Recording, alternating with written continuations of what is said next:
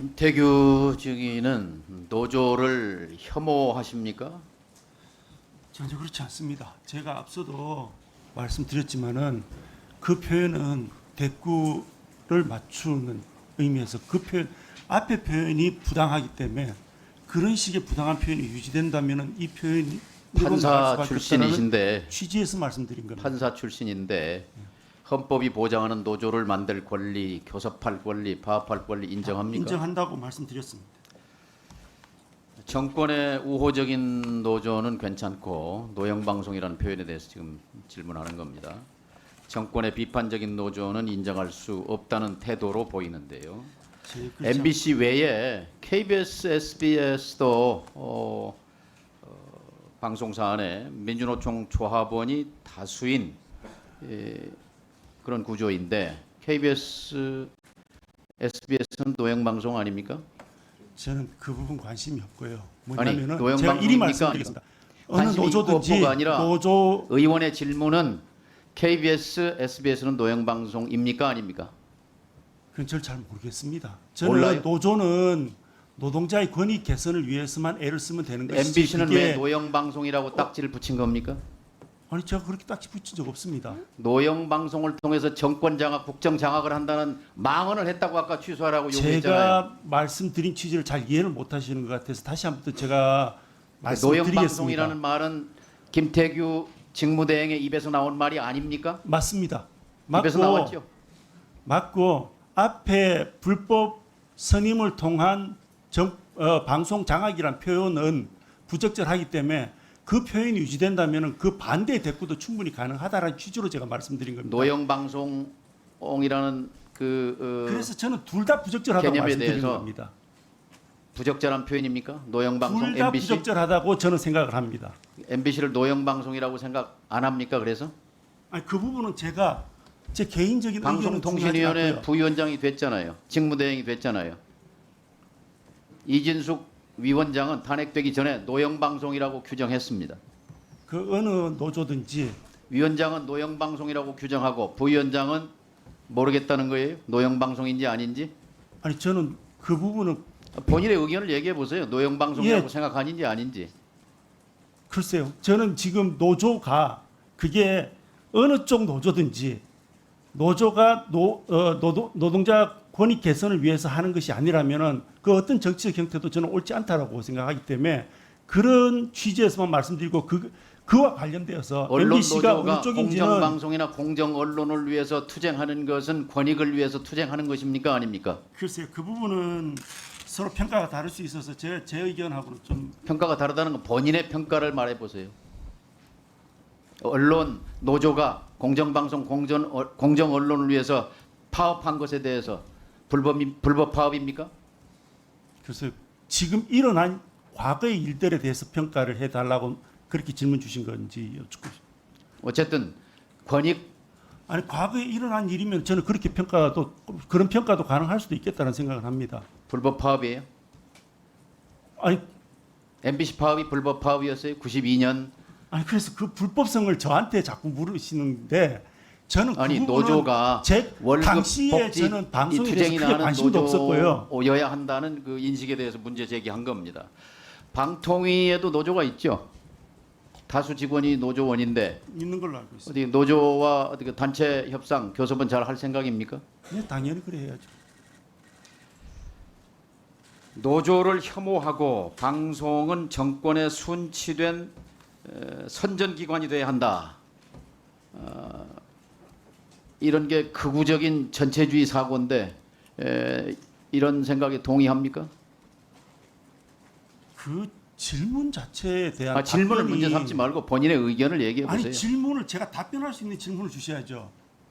그걸 어떤 본인의 생각이 뭔가가 있고 없어요? 그거는 극우다. 그러니까 너는 그게 대해서 어떻게 생각하니? 이렇게 말씀하시면 본인은 극우라고 저보고 생각합니까? 극우라는 부분에 동의를 하라는 건지 아니면 그 앞에 행위에 대해서 동의를 하라는 건지 제가 답변을 어떻게 드려야 될지 제가 난감해서 김태규 위원장에 대해서 비판적인 언론은 극우 인사라고 표현합니다. 동의합니까? 그건 전혀 동의하지 않습니다. 그거는 제가 오히려 똑같은 상황입니다. 그 누군가가 나를 극우라고 얘기한다면 나는 그 사람에게 극좌라고 되돌려 드리겠다는 말씀입니다. 두 사람이 앉아서 뚝딱뚝딱 2시간 만에 MBC 이사, KBS 이사를 임명한 것을 두고 그 절차적 정당성을 따지는 위원회에서 김태규 직무대행은 불법이 없도록 노력했다 이렇게 말했습니다. 그러면서 그 노력의 내용을 묻는 질문에 대해서는 답변을 거부했습니다. 또 본인이 절차상 하자는 없다 이렇게 말하면서 그 절차 하자가 없는 절차를 설명해 달라 하는 데 대해서 답변을 거부했습니다. 따라서 위원회가 증언감정법 4조에 따라서 이 답변을 거부한 증인을 고발한 것은 직무대행을 고발한 것은 적절했다 저는 생각합니다. 그리고 저기 아까 고, 오전 질문에 말이죠. 제가 질문했더니 사실이 아니다 이렇게 잡아댔어요. 근데 지금 직무대행은 오전 내내 이것은 회의 내용이기 때문에 답변할 수 없습니다. 답변을 못 하겠습니다. 못 드리겠습니다. 그 얘기 하나 하고 그 다음에는 다 거짓 증언이었습니다. 제가 거짓 증언 하나 얘기하겠습니다.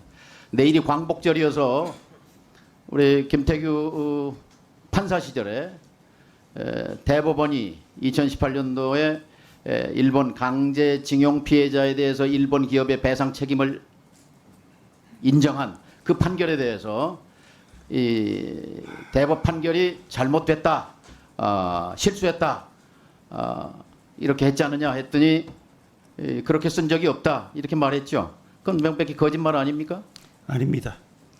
자 본인이 앞에 답 2019년 7월 31일 김태규 SNS에 업로드한 26페이지짜리 일제 징용 배상 판결을 살펴보기라는 장문의 글, 이게 아마도 재판단으로는 김태규 판사의 출세작입니다. 여기서부터 주목받기 시작하고 공수처장 후보로 거론되고 권익위 부위원장으로 가고 그리고 방통위 부위원장까지 직무대행까지 왔습니다. 자 여기 24페이지에 제가 읽어드릴게요. 제가 답변할 자, 수 있습니까? 그러니까 이거 듣고 답변하시기 바랍니다. 24페이지에 대법원 판결 징용 피해자들 그 원고들의 억울한 사정이 풀어졌는지는 모르겠지만 그것을 통해서 대한민국 국민 모두에게 적용되는 법의 기본 원리가 흔들리게 됐다. 네, 맞습니다. 이게 판결 그랬었습니다. 부정한 거잖아요. 또 아니 그게 부정한 게 대법원 아니죠.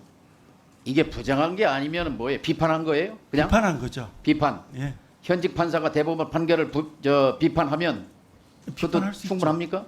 판례평성은 할 수 그러니까 있죠. 본인의 성향 가치관을 드러낸 거잖아요. 역사관을. 글쎄요. 그러니까 그건 일본 법원의 판결 기각한 강제징용 피해자들의 소송을 기각한 오사카 법원의 판결 그것은 인정하고 우리 대법원의 판결은 비판한 그것이 대한민국 판사 맞냐고 묻는 거예요. 아까 자, 그럼 이제 답변 드려도 되겠습니까? 해보세요. 자, 먼저 앞에 거부와 관련돼서 거부가 다분히 아무런 이유도 없이 저 혼자 자발적인 의사로 거부하면 거부 맞습니다. 만약 그걸 이유로 해서 고소하신다면 고발하신다면은 저는 충분히 받아들이겠습니다. 근데 제가 줄곧 말씀드려온 것은 제 자발적 의사가 아니고 저희가 권한이 없고 할 그런 진술을 할 그 이유가 없기 그 규정이 없기 때문에 제가 답변을 못 드린다는 어떻게 핑계는 보면 잘 찾았지만 타발적인 이유에 핑계는 잘 의해서 찾았지만 타발적인 이유에서 제가 답변을 못 드렸기 때문에 제가 답변 거부라고 말씀할 수 없다는 행정행위에서 가장 중요한 것은 절차적 정당성이기 때문에 이 위원회가 그 절차의 정당성을 따져 묻는데 지금 직무대행이잖아요. 방통위 부위원장이잖아요. 상임위원이잖아요. 책임 있는 자리에 있잖아요. 그런데 회피할 구멍을 찾아서 답변 못하겠다고 일관한 그 자세 당연히 고발해야죠. 법을 그렇게 임명권자에게 해임과 사퇴를 의결해야 된다고 생각합니다. 제가 뒷부분과 관련해서 같이 답변을 드리겠습니다. 법을 그렇게 해석하기 때문에 제가 문제를 삼는 겁니다.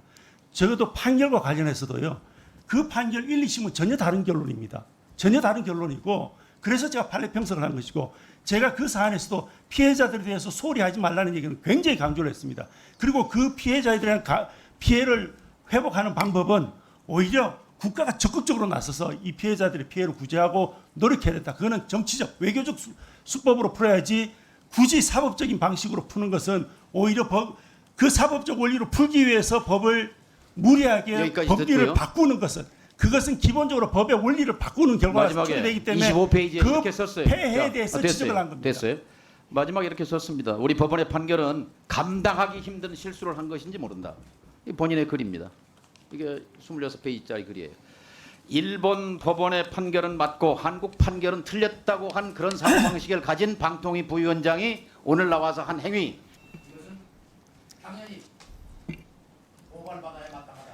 저는 앞서도 말씀드렸지만 일단 그 부분과 관련해서 그 논의 자체가 이 회의석상에서 논의되는 것 자체가 저는 부적절하다고 봅니다. 왜냐하면 오늘은 방송 장악 그리고 불법 선임에 대해서 논의하는 자리인데 저의 과거에 제 판례 평석에 대해서 말씀하시는 것은 오늘의 질문의 요지와 맞지 않기 때문에 저는 적절하지 않다고 봅니다. 정동영 위원님 들리지 않기 때문에 추가 질의하시고요. 김태규 직무대행께 다시 말씀드립니다. 이 자리에서는 2008년 MBC 광우병 보도에 대해서도 질문이 나옵니다. 그리고 지금 위원장이 없는 방통위원회의 직무대행이시기 때문에 직무대행의 식견이나 생각은 굉장히 중요한 판단거리입니다. 그렇기 때문에 위원들의 질의에 대해서 부적절하다 어떻다 판단하면 안 됩니다. 지금 증인으로 나오신 것이고요. 증인이 위원들의 질의에 대해서 가타부타 판단하고 그러시려면 위치를 바꾸셔야 되는 것이죠. 예, 그래서 성실하게 답변하시기 바랍니다.